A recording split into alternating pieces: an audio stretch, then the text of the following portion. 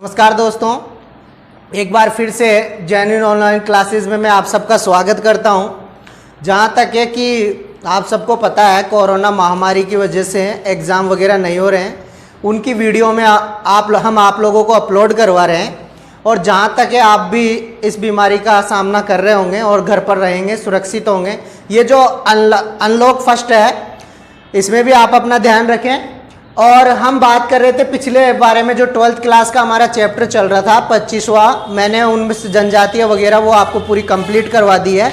अगर आपने वो वीडियो नहीं देखा है तो हमारे जो वीडियो है उसके डिस्क्रिप्शन में लिंक दिया हुआ है, आप जाकर उस वीडियो को देख सकते हो और अपने 4 नंबर पक्के कर सकते हो। उसके बाद में नेक्स्ट आज हमने नया टॉपिक लिया है संसाधन। अगर किसी को कोई टॉपिक समझ में नहीं आ रहा है, किसी स्टूडेंट को, तो वो कमेंट्स में डाल सकता है। उस टॉपिक का हम वीडियो तैयार करके आप तक पहुंचा देंगे, क्योंकि सिलेबस इतना बड़ा है 12th क्लास का, आप सब जानते हैं ज्योग्राफी पार्ट का, कि पूरा नहीं होगा इतने से दिनों में। क्योंकि 18 तारीख से वैसे 12वीं वालों की परीक्षा स्टार्ट है, कक्षा 12 की, तो दिक्कत है। और जहाँ तक है कि हम इम्पोर्टेंट से इम्पोर्टेंट जितने भी ज़्यादा से ज़्यादा नंबर के होंगे वो पार्ट करवाने की कोशिश करेंगे, उस टॉपिक को हम कंप्लीट करवाएंगे। तो आज हम बात करते हैं संसाधन की, और जो 12th क्लास में संसाधन है वो 5 नंबर का टॉपिक है, यानी 5 अंक आप प्राप्त कर सकते हो संसाधन में, और बहुत ही सिंपल है। सबसे पहले अगर हम बात करें तो संसाधनों के बारे में, संसाधन, ठीक है, कह सकते हैं साधारण भाषा में कि पर्यावरण में उपलब्ध प्रत्येक वस्तु जो मानव की आवश्यकताओं की पूर्ति करती है उसे संसाधन कहते हैं। या मानव उन वस्तुओं, पर्यावरण में उपलब्ध प्रत्येक वस्तुओं की सहायता से अपनी आवश्यकताओं की पूर्ति करते हैं, वो सब क्या कहलाता है? संसाधन कहलाता है। अगर हम संसाधनों की बात करें, सभी संसाधन है, जैसे कि मान लीजिए वायु एक संसाधन है, लो धातु ये भी संसाधन में, जिसे हम खनिज संसाधन कहते हैं। उसके बाद में जल एक संसाधन है, भूमि एक संसाधन है। ये सब क्या है? संसाधन है। जो पर्यावरण में वस्तुएं हैं, उपलब्ध हैं, उसकी आवश्यकताओं की हम पूर्ति कर रहे हैं, वो सब क्या कहलाते हैं? संसाधन कहलाते हैं। ठीक है, संसाधन का उदाहरण। अब हम बात करते हैं आज यहां पर संसाधनों के वर्गीकरण के बारे में, और ज्यादातर एग्जाम में पूछा जाता है वर्गीकरण। 2 नंबर का क्वेश्चन यहां से पूछ लेते हैं, 2 नंबर का क्वेश्चन आगे से पूछते हैं। अगर हम संसाधनों के वर्गीकरण की बात करें, वर्गीकरण, अगर हम वर्गीकरण की बात करें संसाधनों के, तो जो संसाधनों का वर्गीकरण है वो 4 प्रकार में किया गया है 12वीं की, जो आपकी कक्षा 12 का सिलेबस है उसके अकॉर्डिंग।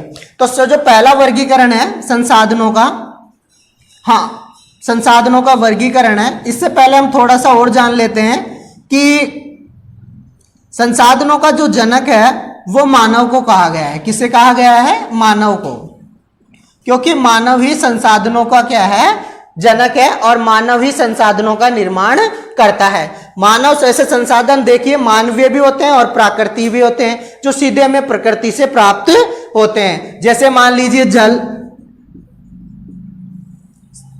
चट्टानें आदि, ये क्या है? प्राकृतिक संसाधन है। इसके बारे में, और मानवीय पूछा जा सकता है, संसाधनों का जनक किसे कहा जाता है? मानव को। अब अगर हम बात करें वर्गीकरण की, तो जो सबसे पहला हमारा प्रकार है वो है उत्पत्ति के आधार पर। उत्पत्ति के आधार पर, अब उत्पत्ति के आधार पर अगर हम बात करें तो संसाधन यहां पर 2 प्रकार के होते हैं, जैविक और अजैविक। जैविक और दूसरा होता है अजैविक।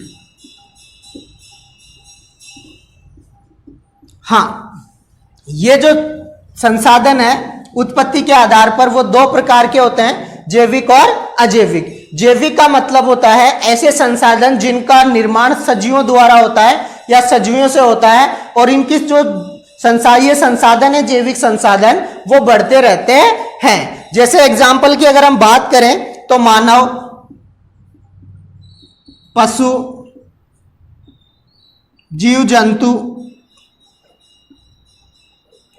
और जीव जंतु के बाद में चारागाह और वनस्पति भी बढ़ती है, चारागाह, वनस्पति आदि। ठीक है, तो ये हो गया हमारा पहला टॉपिक, जैविक संसाधन। दूसरे टॉपिक की बात करें इसमें तो अपने हैं अजैविक संसाधन, यानी कि ऐसे संसाधन जो जिनका निर्माण निर्जीवों द्वारा होता है। एक तरीके से सीधा कह सकते हैं हम निर्जीवों द्वारा होता है या निर्जीव होते हैं। जैसे कि कह सकते हैं हम समस्त जितने भी होते हैं खनिज, जितने भी अपने समस्त खनिज हैं वो भी क्या है, अजैविक संसाधन है। ठीक है, जैसे कि मिट्टी है, पवन है, जल है, पवन है, जल, मिट्टी, ये सब क्या है, संसाधन है। कौन से, अजैविक संसाधन। देखिए उदाहरण आपको ध्यान रखना है, परीक्षा में कभी कभी पूछ लिया जाता है अजैविक संसाधन के 2 उदाहरण दीजिए, 1 उदाहरण दीजिए, या जैव संसाधन के बारे में परिभाषा लिखिए, उदाहरण से ही समझाइए। तो यह पहला हमारा टॉपिक है वर्गीकरण में उत्पत्ति के आधार पर, वो समाप्त हो चुका है। अब अगर हम बात करें दूसरे टॉपिक की, तो दूसरा है उद्देश्यों के आधार पर। उद्देश्यों के आधार पर उद्देश्यों के आधार पर अगर हम बात करें,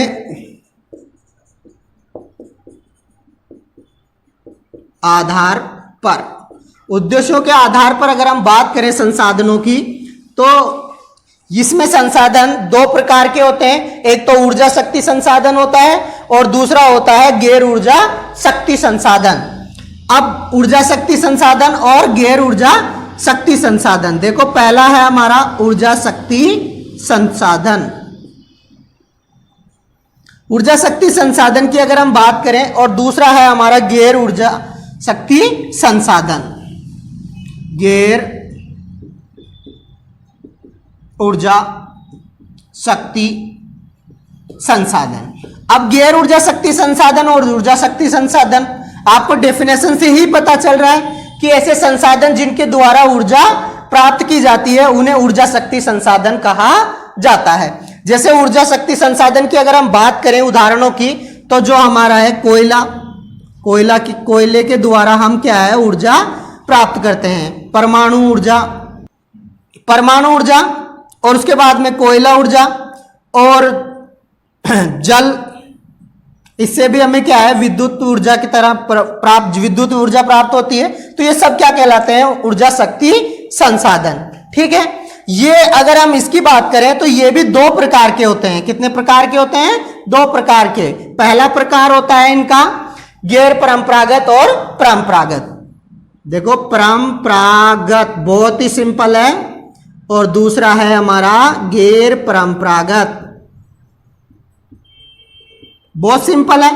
परंपरागत और गैर परंपरागत, देखो गैर का मतलब और परंपरागत का मतलब सदियों से चलने वाले संसाधन जो पहले से चलते आ रहे हैं। जैसे कि मान लीजिए कोयला, ये पहले थे संसाधन पुराने जमाने में, लकड़ी, ये सब क्या है, परंपरागत संसाधन, पेट्रोलियम। और गैर परंपरागत की अगर हम बात करें कि ऐसे संसाधन जिनका निर्माण वैज्ञानिकों ने हाल ही में किया है या आने वाली पीढ़ियों में किया जा रहा है या किया जाएगा या इस समय हो रहा है, वो सारे संसाधन क्या कहलाते हैं, गैर परंपरागत संसाधन। जैसे हम कह सकते हैं सौर ऊर्जा, उदाहरण सौर ऊर्जा, पवन ऊर्जा, भूतापीय ऊर्जा आदि, ये सब क्या कहलाते हैं, गैर परंपरागत संसाधन। कहने का मतलब यह है कि इनका आविष्कार किसने किया है, वैज्ञानिकों ने। अब गैर परंपरागत ऊर्जा स्रोतों की अगर हम बात करें तो यह सब संसाधन जिनके द्वारा ऊर्जा प्राप्त न होकर हमें अन्य कार्यों में लिया जाता है, वो गैर परंपरागत स्रोत कहलाते हैं। जैसे कच्चे माल के रूप में काम में लेते हैं हम उद्योगों में लोहा, ठीक है। लोहे के बाद में हम बात करें सोना, चांदी, एल्युमिनियम आदि, सोना, चांदी, एल्युमिनियम आदि, ठीक है, ये गैर ऊर्जा शक्ति संसाधन यानी गैर हो गया। ठीक है, गैर ऊर्जा शक्ति संसाधन हो गया। ये दो प्रकार के थे उद्देश्यों के आधार पर, वो हमारा कंप्लीट हो चुका है। अब आगे देखिए, दो वर्गीकरण हमने पढ़ लिए हैं, उत्पत्ति के आधार पर और दूसरा हमने पढ़ा है उद्देश्यों के आधार पर।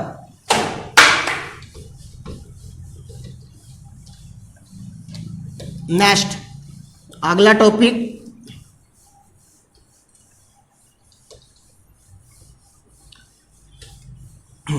हम पढ़ रहे थे संसाधनों के बारे में, और संसाधनों में हमने पढ़ लिया था दो एक तो उत्पत्ति के आधार पर पढ़ा था और दूसरा पढ़ा था हमने उद्देश्यों के आधार पर। अगर अब हम बात करते हैं तीसरा जो प्रकार है वो है उपयोग की सत्ता के आधार पर। संसाधन पढ़ रहे थे, ठीक है। अब हमारा जो तीसरा उत्पत्ति के आधार पर हो गया था, अब हमारा तीसरा प्रकार है वो है सत्ता के उपयोग के आधार, उपयोग की सत्ता के आधार पर, उपयोग की सत्ता के आधार पर। आपको यही रट लेना है, कोई दिक्कत नहीं है। उपयोग की सत्ता के आधार पर, उपयोग की सत्ता के आधार पर अगर हम बात करें संसाधन, तो बहुत ही सिंपल है, दो प्रकार के होते हैं। दो प्रकार के होते हैं। पहला जो हमारा प्रकार है वो है अनव्यकरणीय, अनव्यकरणीय, और जो दूसरा प्रकार है हमारा वो है नव्यकरणीय या नवीकरण भी बोल सकते हैं। ठीक है, बहुत ही सिंपल है, अनव्यकरणीय और नव्यकरणीय। देखो नाम से पता चल रहा है अ और न का मतलब नवीन, कुछ नया करे, और अनव्यकरणीय जो नया नहीं हो सकता, यानी कि ऐसे संसाधन जिनका उपयोग सिर्फ एक ही बार होता है या एक ही बार किया जाता है, अनव्यकरणीय संसाधन कहलाते हैं। यानी ऐसे संसाधन जिनका उपयोग सिर्फ एक ही बार किया जाता है, अनव्यकरणीय संसाधन कहलाते हैं। जैसे मान लीजिए सोना, जैसे मान लीजिए सोना, चांदी,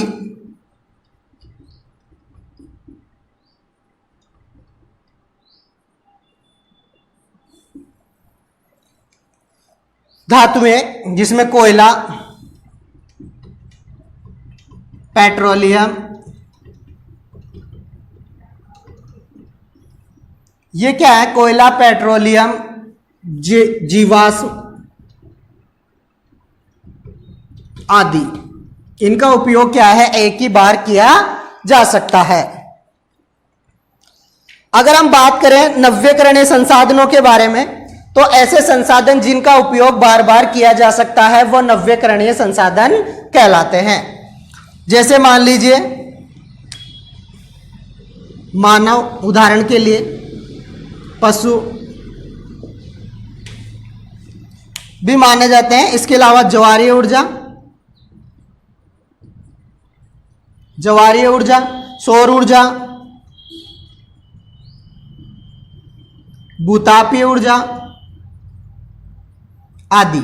अगर हम बात करें नव्यकरणीय संसाधनों की, तो ये जो नव्यकरणीय संसाधन है ये समाप्य असामाप्य संसाधन होते हैं, और जो नव्यकरणीय होते हैं वो समाप्य संसाधन होते हैं। समाप्य का मतलब समाप्त होने वाला। अगर इनका ज्यादा उपयोग किया जाए तो ऐसा हो सकता है कि आने वाले समय में ये समाप्त हो सकते हैं। अगर हम चाहें तो इनकी डेफिनेशन एक तरीके से और मैं आपको बता रहा हूं कि वह संसाधन जिनको यांत्रिक, भौतिक और रासायनिक विधियों द्वारा पुनः निर्मित किया जा सकता है, वह संसाधन नव्यकरणीय संसाधन कहलाते हैं। एक बार फिर से मैं बता रहा हूं आपको दोबारा से कि वह संसाधन जिनका यांत्रिक, भौतिक, रासायनिक विधियों द्वारा पुनः निर्मित किया जा सकता है और उपयोग में लाया जा सकता है, वह संसाधन नव्यकरणीय संसाधन कहलाता है। और अगर अनव्यकरणीय संसाधनों की बात करें तो ऐसे संसाधन जिनको, डेफिनेशन यही रहेगी, ऐसे संसाधन जिनको यांत्रिक, भौतिक, रासायनिक विधियों द्वारा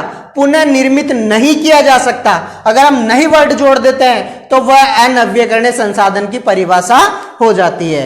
ठीक है, अनव्यकरणीय संसाधन नहीं किया जा सकता, नव्यकरणीय संसाधन को नहीं किया जा सकता, यानी अनव्यकरणीय संसाधन की अगर हम बात करें नया नहीं किया जा सकता तो वह अनव्यकरणीय संसाधन कहलाते हैं। अगर हमें नहीं जोड़ देंगे उस परिभाषा में तो डेफिनेशन हो जाती है। ठीक है, हमारे दो टॉपिक तीसरा कंप्लीट हो गया। अब हम चौथे टॉपिक को देखते हैं जो बहुत ही सिंपल है, सारे के सारे संसाधन, कोई दिक्कत नहीं है, जो वर्गीकरण किए गए हैं बिल्कुल सिंपल है ना। हाँ, नेक्स्ट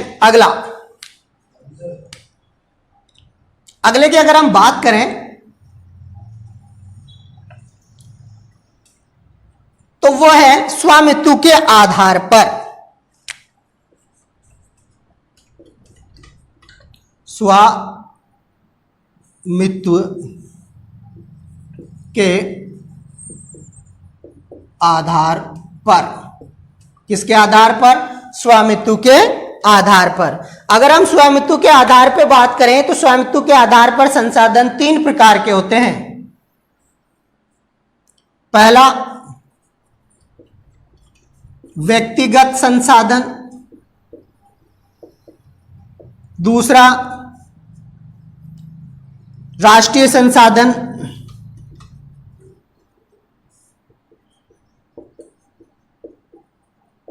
और तीसरा अंतरराष्ट्रीय संसाधन।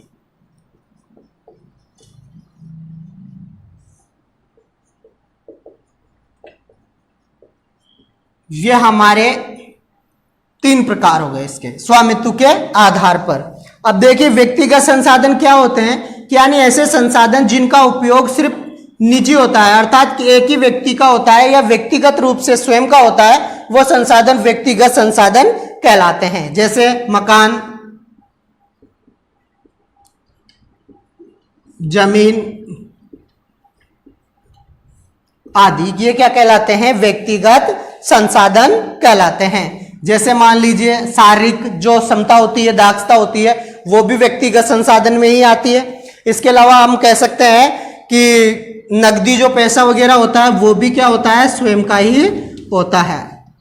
ये क्या है? स्वयं के संसाधन है, जिसे व्यक्तिगत संसाधन कहा जाता है। राष्ट्रीय संसाधन की बात करें तो यानी कि ऐसे संसाधन जिनका उपयोग देश के यानी राष्ट्र के हित में, देश के हित में किया जा सकता है, वह संसाधन राष्ट्रीय संसाधन कहलाते हैं। जैसे एग्जाम्पल करें तो सौर ऊर्जा, पवन ऊर्जा, ये सब किस में आते हैं? राष्ट्रीय संसाधनों में। जैसे तकनीकी ज्ञान भी किस में आता है? राष्ट्रीय संसाधन में। तकनीकी ज्ञान भी किस में आता है? राष्ट्रीय संसाधन में। ठीक है, इसके बाद में नेक्स्ट है अंतरराष्ट्रीय संसाधन, यानी ऐसे संसाधन जिनका उपयोग पूरे विश्व के लिए किया जाता है। किसके लिए किया जाता है? विश्व के लिए, वो अंतरराष्ट्रीय संसाधन कहलाते हैं। इनका उपयोग मानव कल्याण कार्यों के लिए किया जाता है, कल्याण कार्यों के लिए, यानी कहने का मतलब मानव के हित में किया जाता है, जिससे कि मानव का विकास हो सके। तो ये था हमारा पहला टॉपिक आज का, संसाधन, जो समाप्त हो चुका है। हमने पढ़ा है, आज मैं एक बार फिर से आपको रिपीट करा देता हूं कि जो संसाधन है वो हमने पढ़ा था संसाधन के बारे में, और संसाधन का वर्गीकरण 4 प्रकार से हमने किया था। उत्पत्ति के आधार पर, उद्देश्यों के आधार पर, और स्वामित्व के आधार पर, और उपयोग की सत्ता के आधार पर। उत्पत्ति के आधार पर संसाधन हमने 2 प्रकार के पढ़े थे, जैविक और अजैविक। उद्देश्यों के आधार पर भी हमने 2 प्रकार के पढ़े थे, ऊर्जा शक्ति संसाधन और गैर ऊर्जा शक्ति संसाधन। और उपयोग के आधार पर भी हमने 2 प्रकार के पढ़े थे, नव्यकरणीय और अनव्यकरणीय। और लास्ट वाला हमने पढ़ा है स्वामित्व के आधार पर। ये हमने 3 प्रकार का पढ़ा है, व्यक्तिगत संसाधन, राष्ट्रीय संसाधन और अंतरराष्ट्रीय संसाधन। ठीक है, समझ में आ गया? बिल्कुल, जहां तक है आपको समझ में आ गया होगा। इसके बाद में अगर हम आगे बात करें संसाधन का संरक्षण के बारे में, क्वेश्चन आ जाता है कभी कभी कि संसाधन संरक्षण की आवश्यकता क्यों पड़ी। संसाधन संरक्षण की आवश्यकता क्यों पड़ी? देखो, अगर हम बात करें आवश्यकता की कि जैसे जैसे जनसंख्या क्या हुई, वृद्धि हुई, जनसंख्या वृद्धि हुई, संसाधनों का उपयोग भी क्या हुआ, बढ़ता गया, उपयोग भी क्या हुआ, बढ़ता गया। तो उपयोग जब संसाधनों का अधिक बढ़ रहा है तो वो जो सीमित संसाधन है हमारे पास, जो हमने पढ़े हैं समाप्य संसाधन, जो समाप्त होने वाले हैं, वो संसाधन हमारे पास क्या है, कम रह गए।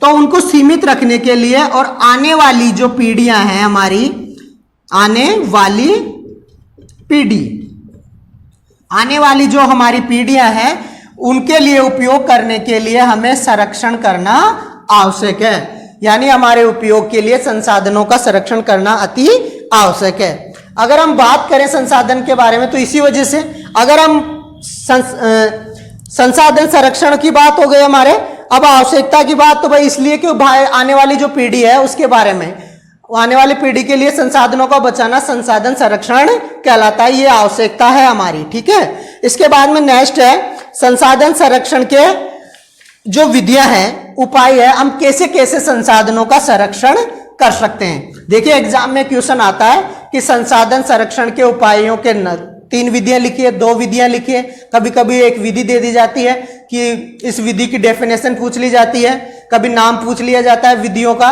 तो आपके जो 10वीं 12वीं के जो सिलेबस है इसके अकॉर्डिंग 10 संसाधन की विधियां हैं, उसके बारे में हम थोड़ा थोड़ा जानेंगे। तो देखिए, अगर हम संसाधन की विधियों की अगर हम बात करें आज के टॉपिक में, तो संसाधन संरक्षण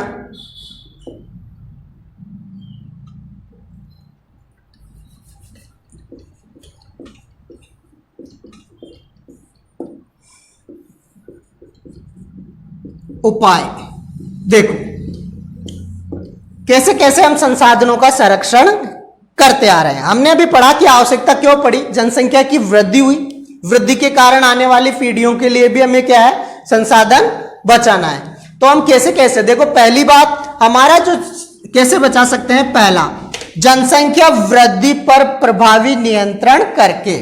तो पहला पॉइंट हो गया जनसंख्या वृद्धि पर प्रभावी नियंत्रण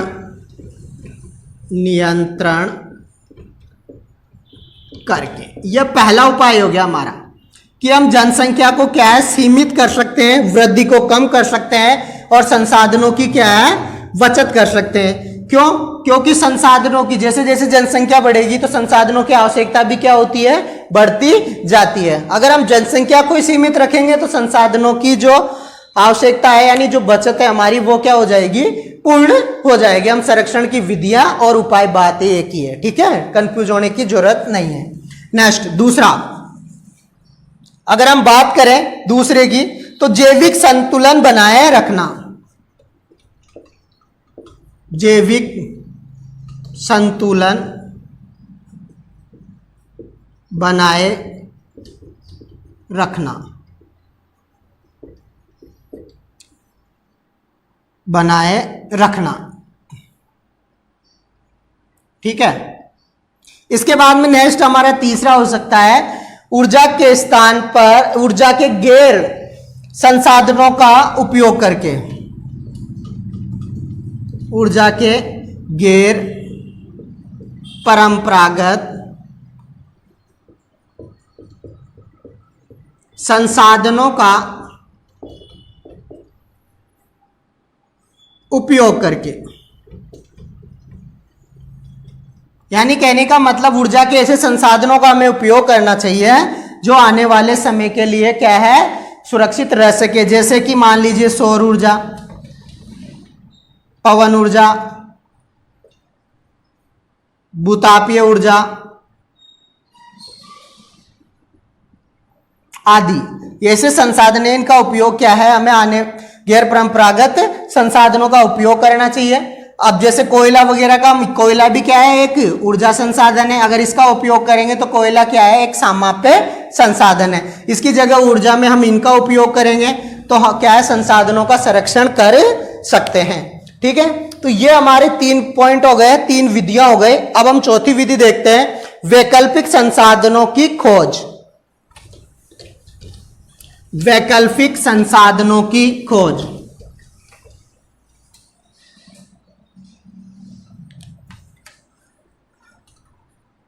वैकल्पिक संसाधनों की खोज की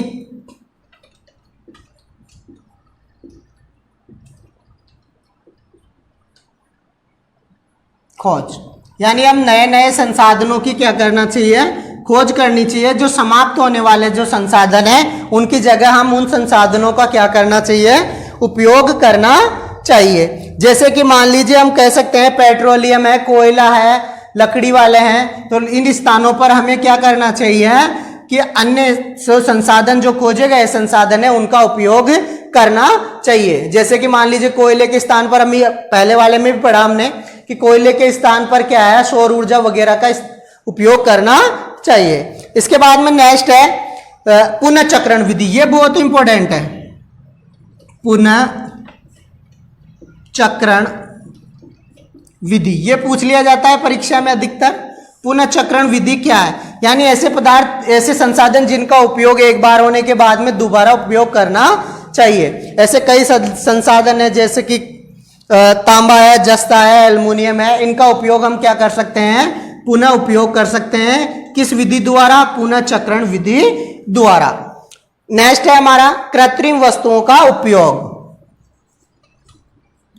कृत्रिम वस्तुओं का उपयोग।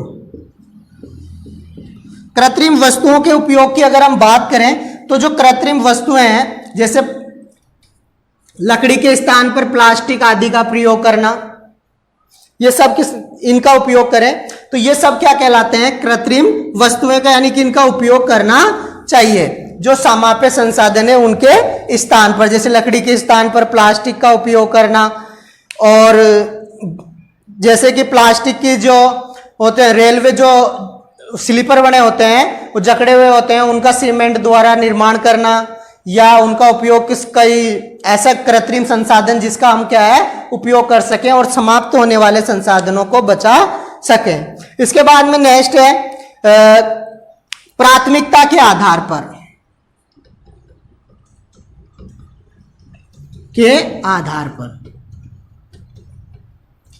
प्राथमिकता के आधार पर, यानी कि कहने का मतलब जिसको प्राथमिकता है उसी संसाधन का क्या है, हमें उपयोग कर सकते हैं। जैसे कृत्रिम स्थान की इसी से जुड़ा हुआ है एक तरीके से, कि जैसे लकड़ी के स्थान पर हम ऐसी कोई भी वस्तु, ऐसा कोई भी संसाधन उपयोग कर सकते हैं जो कि उसे बचा सके, यानी उसको प्राथमिकता के आधार पर, यानी उसकी जगह किसी दूसरे को प्राथमिकता देकर भी हम संसाधनों की क्या है, बचत कर सकते हैं।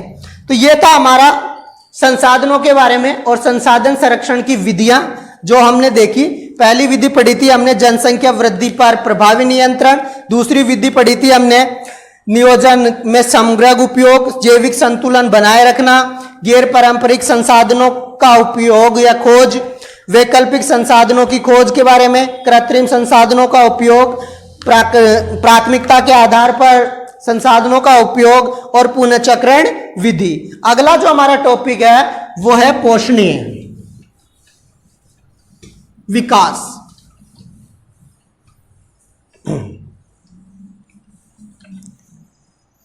अगर हम पोषणीय विकास के बारे में अगर हम बात करें तो सबसे पहले मानव विकास सूचकांक की बात करते हैं। मानव विकास सूचकांक,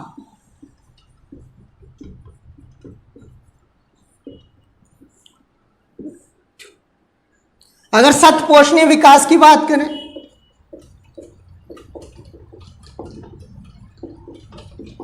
विकास यानी मानव को जीवन को पहले से, आर्थिक विकास की बात करें, मानव जी के जीवन को पहले से बेहतर बनाना आर्थिक विकास कहलाता है।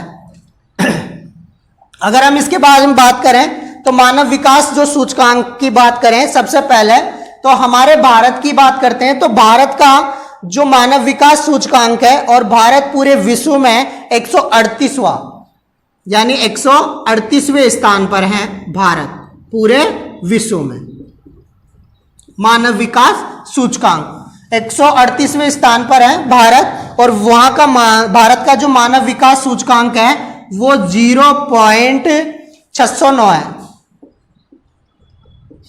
अगर हम प्रथम स्थान की बात करें तो प्रथम स्थान है वो नॉर्वे है और वहां का मानव सूचकांक 0.944 यानी 944 है। नॉर्वे का है और नॉर्वे का मानव सूचकांक है 0.944, ये प्रथम स्थान पर है। ठीक है, द्वितीय स्थान की बात करें तो ऑस्ट्रेलिया है जहां का मानव विकास सूचकांक 0.935 है। ठीक है, अगर हम बात करें स्विट्जरलैंड की तीसरे स्थान पर स्विट्जरलैंड, तो वहां का जो मानव विकास सूचकांक है वो 0.905 है। ठीक है, हाँ, अगर हम सबसे कम की बात करें तो यही पूछता है ज्यादातर कि प्रथम स्थान किसका है, द्वितीय स्थान किसका है, तृतीय स्थान किसका है। तो सबसे कम की अगर हम बात करें तो 0.348 और उस देश का नाम है नाइजर। ठीक है, अगर हम भारत की बात करें तो भारत का जो मानव विकास सूचकांक है वो कितना है 0.711 ये मानव विकास सूचकांक है। तो ये लेसन आपका जहां तक है कंप्लीट हो चुका है पूरा। अब अगर इसमें थोड़ा सा हम डिस्कस कर लेते हैं थोड़ा सा क्वेश्चन के बारे में कि इसमें क्वेश्चन किस प्रकार आता है। देखिए, इसमें क्वेश्चन आता है जैसे कि उत्पत्ति के आधार पर संसाधनों को समझाइए। संसाधन किसे कहते हैं, संसाधन के बारे में, संसाधनों के वर्गीकरण को समझाइए। वो आपको पॉइंट दे देगा भाई कौन से वर्गीकरण को समझाना चाहता है। या संसाधन संरक्षण के उपाय लिखिए, तो संरक्षण के उपाय और विधियों के बारे में पूछ लिया जाता है। कभी विधि दे दे, जैसे पुनर्चक्रण विधि दे दे, वैकल्पिक संसाधनों की खोज दे दे, कृत्रिम संसाधनों के बारे में, उपयोग के बारे में दे दे। तो ऐसे इसमें से क्वेश्चन आता है।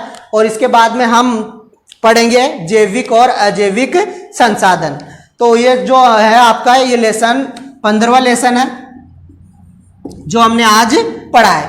ठीक है, अगर हमारा वीडियो अच्छा लगे तो लाइक कीजिए, शेयर कीजिए, कमेंट्स